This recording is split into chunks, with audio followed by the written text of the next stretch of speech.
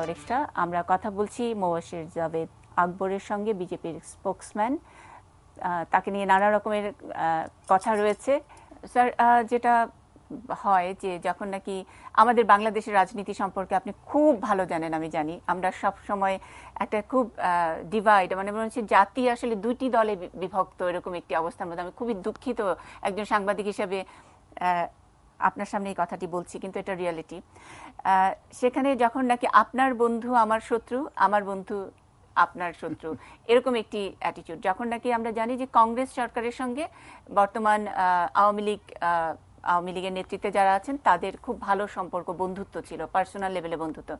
কংগ্রেস হেরে যাওয়ার পরে বিজেপি জিতেছে, যদিও বিজেপি হিন্দুত্ববাদ ইত্যাদি নিয়ে কথা বলে, কিন্তু বাংলাদেশের যে প্রধানতম বিরোধী জোট বিএনপি জামাত, তারা হয়তো হিন্দুত্ববাদীর বিরুদ্ধে, কিন্তু যেহেতু আওয়ামী লীগের সঙ্গে অতটা বন্ধুত্ব নেই বিজেপির, সে কারণে তারা খুশি হয়েছিল।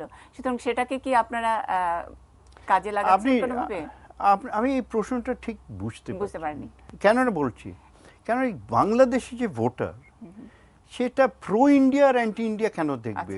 ও তো দেখবে মানে কোন পার্টি প্রো বাংলাদেশ। ভোটার বলছি না, রাজনৈতিক দলগুলোর কথা বলেছি। আমি বাংলাদেশের জনগণ থেকে বলছি। এখানে জনগণ দেখবে যে ওর জন্য কোন পার্টি ভালো করছে, মানে কোন পার্টি মোর প্রো বাংলাদেশ। আরে প্রো ইন্ডিয়া অ্যান্টি ইন্ডিয়া তো আলাদা কথা, ওটা কি এসেছে। দেখুন, আমার মনে হয় জনগণের ভোটটা তো জনগণকে তো বোঝায় রাজনীতিবিদরা, তারাই তো এরকম pro Indian anti Indian, pro country anti country বলে বুঝিয়ে। আপনি এখন রাজনীতিবিদ হিসেবে আছেন, তো আপনারা তো এগুলো বলেই জনগণকে ভোটটা আদায় করেন। দেখুন, যে যারা এখন মানে আর যারা অ্যাটলিস্ট যে ইয়াং, আমাদের ইন্ডিয়া 60% ইয়াং, আপনাদেরও ওরমই হবে। এটাই, this is a youthful nation. জান, আপনি কি মনে করেন যে ইউথ আছে তাকে এসব নিয়ে আপনি ফাঁসাতে পারবেন? না, ও ইকোনমি চায়, ও প্রসপেরিটি চায়, ও চাকরি চায়। ও বলে যে আমার যদি মানে কপালে এখন 3টে রুটি আছে বা 1 প্লেট ভাত আছে, তো আমি ওই ব্ল্যাক প্লেট ভাতকে 2 প্লেট কি করে করতে পারি? আমার যদি একটা ফ্যান আছে, তো আমার এই ফ্যানটা ভালো হতে পারে না। একটু ব্ল্যাক অ্যান্ড হোয়াইট যদি টিভি সেট আছে, সেটা আমি কালার করতে পারছি না। আমার বাড়িতে যদি এই ছোট 2টো টেবিল আছে বা 2টো চেয়ার আছে, তো আমি 4টা চেয়ার করবো না। People want a better life, আর সেই জন্যে ভোট দেয়। আর ইমোশনালিজমের জন্যে আপনি দেখেন, যারা ইমোশনালিজম, আমার মনে হয় না যে আমাদের দেশে তো আর চলে না। স্যার, আমি জানতে চেয়েছি যে বিজেপি কতখানি জামাত বিএনপির বন্ধু? আমরা বাংলাদেশের বন্ধু। আচ্ছা, বাংলাদেশের যে পার্টি হোক, আমি প্রথমেই বললাম, আবার দোহরাচ্ছি, আবার বলছি যে আই হ্যাভ অ্যাবসলিউটলি কোনো ইন্টারেস্ট নেই in internal affairs of Bangladesh. বাংলাদেশের সরকার বাংলাদেশের মতন হবে, আমাদের মতো হবে না। আমরা দেশের সাথে যোগাযোগ রাখতে চাই, আর দেশের সাথে খুব ভালো যোগাযোগ রাখতে চাই, যেরকম বাংলাদেশের ভালো হয়, আমাদেরও ভালো হয়। আর আমরা দুজন একটা অ্যাজ ইকুয়ালস, বরাবরই একটা হিসাব রেখে অ্যাজ ইকুয়ালস, যে আমরা গিয়ে যে আমাদের একটা খুব কমন প্রবলেম পভার্টি, ইকুয়ালি আমরা পভার্টিকে শেষ করে দিই, আর আমাদের জীবনে শেষ করে দিই। আমাদের 70 সাল হয়ে গেল, আপনাদের 40 সাল হয়ে গেল, বছর হয়ে গেল, যে আমরা তো এখনো কেন দেখছি দরিদ্রতাকে। স্যার, আমরা যে আপনি বলছেন যে দেশের সঙ্গে বন্ধুত্ব রাখতে চাই, তাহলে আমাদের একটা বড় ইস্যু ছিল তিস্তা এবং ল্যান্ড বাউন্ডারি, যে সেই ডিসপিউটটা ঠিক করা। তো অনেকদিন কংগ্রেস গভর্নমেন্টের সঙ্গে সেটা পেরে ওঠেনি। বিজেপি গভর্নমেন্ট এটা নিয়ে কি ভাবছে? সেটা দেখুন, আমি তো গভর্নমেন্টে নয়, কিন্তু আমি জানি যে গভর্নমেন্ট এসব, এই তো দুটো বিষয়, আর I am sure the government is taking it with the right degree of seriousness. আর সবসময় চেষ্টা থাকে how to improve relations. Sir, শোনা যাচ্ছে আপনি ইয়েতে মিনিস্টার হতে যাচ্ছেন। আপনি আরম্ভ করলেন গুজব দিয়ে, আপনি শেষ করছেন গুজব দিয়ে। শেষ করিনি এখনো। না, আমার সময়, এটা তো ইন্ডিয়ান মিডিয়াতেও এটার খবর। দেখুন, পার্টির কাজটা যে কাজ আমাকে দেওয়া হয়েছে আমি খুব নিজেকে আবার ভাগ্য ভালো মনে করি। আর এটা সব প্রাইম মিনিস্টার ডিসিশন, আমাদের এসব বলার কোনো অধিকার নেই, আমাদের ভাবাও কোনো অধিকার নেই। যা কাজ দেবেন পার্টি দেবে, যা কাজ দেবেন প্রাইম মিনিস্টার দেবে, সেই কাজটা আমরা করি। আর আমি খুব শান্তিতে আর খুব খুশিতে ঘুমোই, জানেন। আমার কোনো এসব নিয়ে না চিন্তা থাকে, না খুব একটা লোভ থাকে, সত্যি কোনো আমার লোভ নেই। আমি তো খুব নিজেকে খুব লাকি মানি যে আমার 24 ঘন্টার মধ্যে ন্যাশনাল স্পোকসম্যান বানিয়ে দিল, এর থেকে বেশি আর কি দেবে। So it's not. সেটা কি আপনার নাম এমজে আকবর বলে সেই জন্য?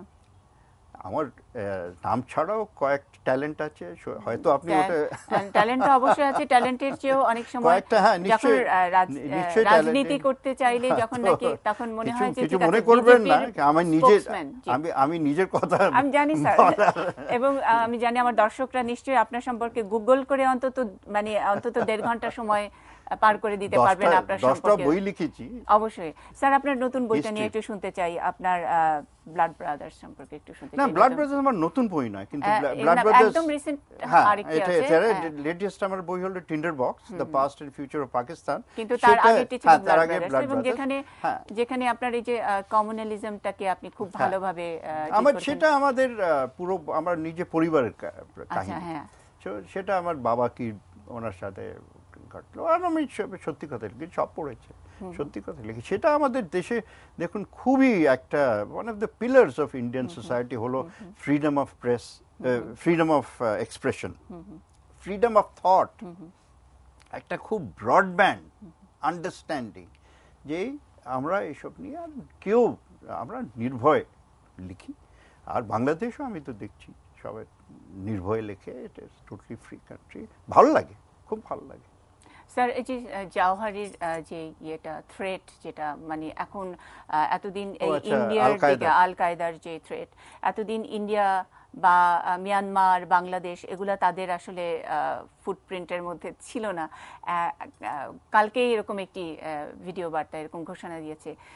ইন্ডিয়া কিভাবে এটা আমরা খুব সিরিয়াসলি নিচ্ছি, এবং সেটার সঙ্গে আপনারা কি বাংলাদেশকে সঙ্গে নিয়ে এটা করবেন নাকি বাংলাদেশে? সেটা নিশ্চয়ই আমাদের হোম মিনিস্ট্রি বা আমাদের প্রধানমন্ত্রী, এসব তো গভর্নমেন্টের ব্যাপার। কিন্তু আমি মাত্র বলতে পারি কেন, আমি এর উপরে বই লিখেছি, শেড অফ সর্টস, 2003-এর বই। তখন যে জিনিসগুলো আমি লিখেছিলাম লোকেরা বিশ্বাস করতো না, এখন হচ্ছে, তখন একটু দেখছে হ্যাঁ যা লিখেছিলাম, যা আমি এত বোকা ছিলাম না, এটা সাংবাদিকের দূরদৃষ্টি। না, আমি ইতিহাস পড়ি, মাত্র সাংবাদিক না। এইসব বইগুলো আমার শেড অফ সর্টস তো পুরো 1400 বছরের কাহিনী, নট জাস্ট। তো একটা আমার ছোটই বলুক একটু কন্ট্রিবিউশন তো আছে to trying to understand this. তো সেই জিনিসটা, সেই জন্য আমি এটাকে খুবই সিরিয়াসলি নিই। আর আপনি দেখবেন আমাদের সাউথ এশিয়ার ওয়েস্টে যখন দেখবেন একটা খুবই একটা ডেঞ্জারাস জিওপলিটিক্স উঠে আসছে। বেশি বলা উচিত না ওর উপরে, কিন্তু ওই জিওপলিটিক্স নিয়ে আই থিঙ্ক একটা স্ট্র্যাটেজিক ভিউ, একটা ভাবনা দরকার, আপনাদেরও দরকার থাকবে। আমরা তো আমরা যা করার আছে আমরা নিশ্চয়ই করব, কিন্তু it requires some thinking, it requires some understanding. এই নিজক পলিসি দিয়ে এসব সামলানো যাবে না। তো সেই জন্য, আর ওটা আমাদের প্রধানমন্ত্রী উনি বোঝেন যে এই জিনিসটা, আমরা নিশ্চয়ই এটা it will be taken at the highest level of seriousness, সেটা আপনাকে বলতে পারি। বাংলাদেশের মানুষ একটু অপেক্ষা আছে নরেন্দ্র মোদীর ভিজিটটা নিয়ে। বাংলাদেশে ভিজিট, ভুটান ভিজিট করলেন, নেপালে গেলেন, এবং ডেফিনেটলি তখন বাংলাদেশ তারপরে আসা উচিত। এটার ব্যাপারে কি কোনো সেটা আমি জানি না, সেটা আমি জানি না, কিন্তু যা স্পিরিট আছে সেই স্পিরিটে নিশ্চয়ই একটা এটা লজিক্যাল। আচ্ছা, আর আপনার এবারের সফরের মধ্যে সেটার কোনো গ্রাউন্ড ওয়ার্ক বলে না, আমার একটা আমি অনেক প্রাইভেট ভিজিট, এত বন্ধু বান্ধব আছে, কতদিন ধরে আমি 5-6 বছর আসিনি। আচ্ছা, তো ওখানের সাথে আরে আড্ডা মারার জন্য আমি ঢাকা আসতে পারি না। তাহলে আমি আমার দর্শকদেরকে একটু আশ্বস্ত করছি যে যেসব উনি বলেছেন, এম জে আকবর বলেছেন, আমি রিউমার দিয়ে শুরু করেছি, আমি নয়, বাংলাদেশে অনেকগুলো অনলাইন মিডিয়া, আজকে নিশ্চয়ই খবরটি আপনারা দেখেছেন, অনলাইনকে কোট করে কিছু মেইন স্ট্রিম কাগজেও এই খবরটি বেরিয়েছে এবং ওনাকে ওনার নাম উল্লেখ করে বলা হয়েছে যে তিনি আছেন এবং এসছেন, গত 4-5 দিনে রাজনৈতিক নেতৃবৃন্দের সঙ্গে কথা বলেছেন এবং সেখানে আমেরিকান ইন্ধন ইত্যাদি নানান কিছু বলা হয়েছে। তিনি নিজেই বললেন যে সেটার সঙ্গে নয়, স্রেফ আড্ডা মারা এবং দুই দেশের সম্পর্ক আরেকটু সামনের দিকে এগিয়ে নেবার জন্য একজন সাংবাদিক কাম একজন রাজনীতিবিদ এবং একজন ইতিহাস বোঝা একজন বড় মাপের মানুষ, তিনি সশরীরে আসতেই পারেন, কথা বলতেই পারেন এবং সেটা পুরো এই অঞ্চলের অগ্রগতির জন্যই আমরা সেটুকুই বিশ্বাস করতে চাই। অনেক ধন্যবাদ আমাদের। Thank you so much Mondi, thank you.